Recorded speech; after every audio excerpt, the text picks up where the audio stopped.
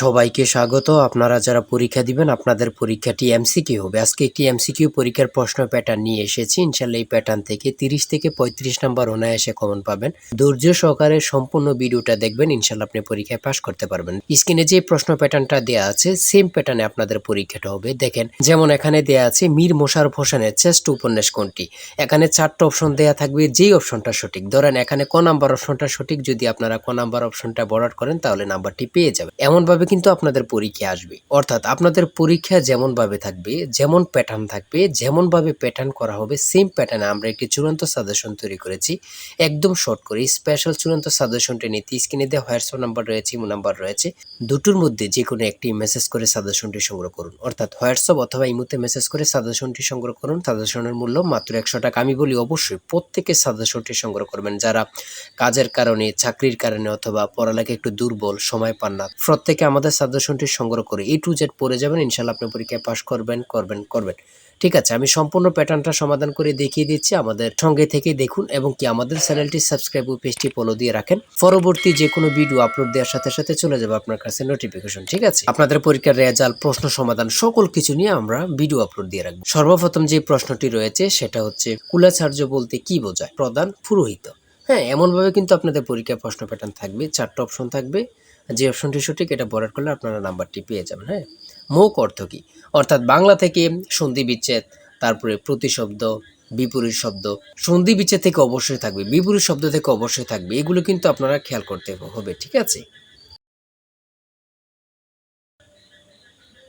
তারপরে কারক থেকে প্রশ্ন থাকবে, বিভিন্ন কবি থেকে প্রশ্ন থাকবে, তারপর কাজী নজরুল ইসলাম, তারপর জসিমউদ্দিন, মনির চৌধুরী, এগুলো থেকে কিন্তু একটা প্রশ্ন থাকবে। দেখেন 8 নম্বরে রয়েছে বাংলা সাহিত্যের প্রথম নাগরিক কবিকে। হ্যাঁ, বাংলা সাহিত্যের প্রথম মহাকাব্য কি? খুবই গুরুত্বপূর্ণ, এটা কিন্তু নবম দশম শ্রেণীতে কিন্তু অ্যাভেলেবেল। ঠিক আছে, এটা কিন্তু আমরা অনেকেই জানি। হ্যাঁ, প্রশ্ন কিন্তু বেশি হার্ড আসবে না যদি আপনি পরীক্ষার প্রশ্ন প্যাটার্নটা বুঝতে পারেন। প্রশ্ন একদম ইজি আসবে। ঠিক আছে, আমরা বুঝি না বলে কিন্তু উত্তীর্ণ হতে পারি না, আমরা একটা ভালো সাজেশন পাই না বলেই কিন্তু উত্তীর্ণ হতে পারি না। এটা হচ্ছে আমাদের মূল সমস্যাটা। ঠিক আছে, তাই বলি অবশ্যই আমাদের চ্যানেলটি সাবস্ক্রাইব ও পেজটি ফলো দিয়ে রাখবেন। কেন? পরীক্ষার নোটিশ, পরীক্ষার রেজাল্ট, পরীক্ষার প্রশ্ন সমাধান, যাবতীয় সকল তথ্য সবার আগে আমরা ভিডিও আপলোড দিয়ে রাখি। আপনি যদি চ্যানেলটি সাবস্ক্রাইব, পেজটি ফলো দিয়ে রাখেন, সবার আগে চলে যাবে আপনার কাছে নোটিফিকেশন।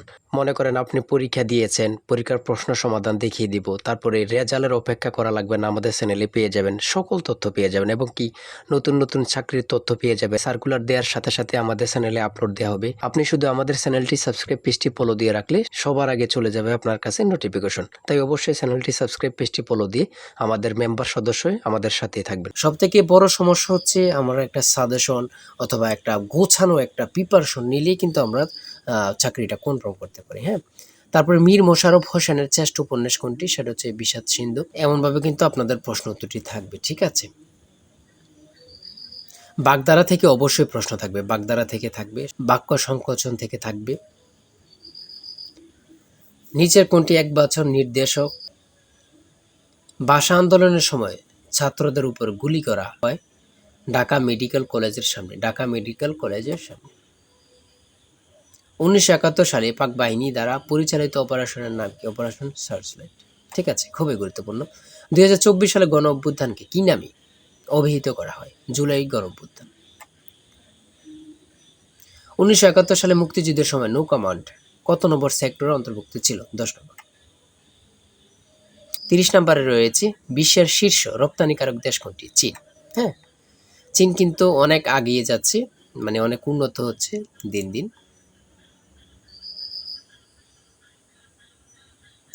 তারপরে নেটোর সদর দপ্তর কোথায় অবস্থিত?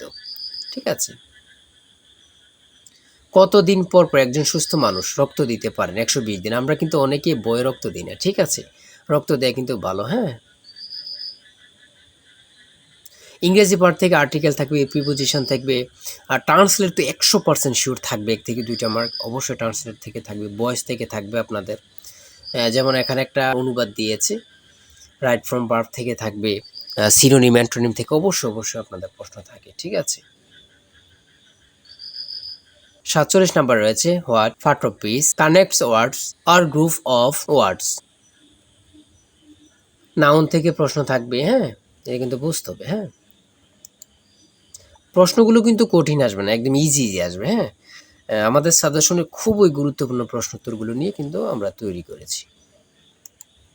তারপরে 53 নাম্বার রয়েছে identify the tense in the given sentence I went to school.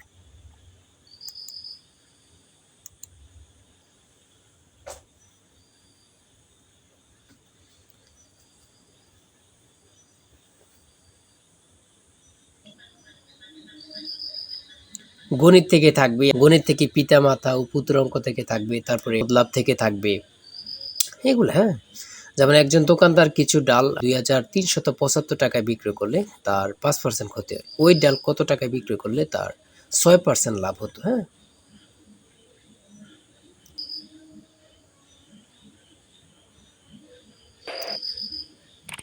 দেখেন এখানে মাথা ও দুই পুত্রের বয়সের গড় অপেক্ষা পিতা ও পুত্রের বয়সের গড় 5 বছর বেশি। পিতার বয়স 50 বছর হলে মাতার বয়স কত?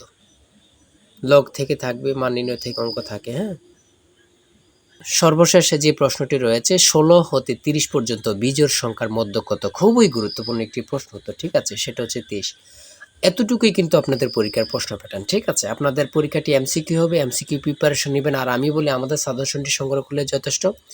আজকের ভিডিও এই পর্যন্ত। আপনার যে কোনো সমস্যা, আপনার যে কোনো তথ্য জানতে কমেন্টে লিখুন, সাথে সাথে রিপ্লাই পাবেন। আর অবশ্যই আমাদের চ্যানেলটি সাবস্ক্রাইব, পেজটি ফলো দিয়ে রাখবেন। আর হ্যাঁ, আমাদের সাজেশনটি সংগ্রহ করবেন, সাজেশনটি পরীক্ষা দিতে গেলে উত্তীর্ণ হবেন। তাই অবশ্যই বলি প্রত্যেকে আমাদের সাজেশনটি দ্রুত মেসেজ করে সাজেশনটি সংগ্রহ করে ফেলুন। সবাই ভালো থাকবেন, সুস্থ থাকবেন। আল্লাহ হাফেজ।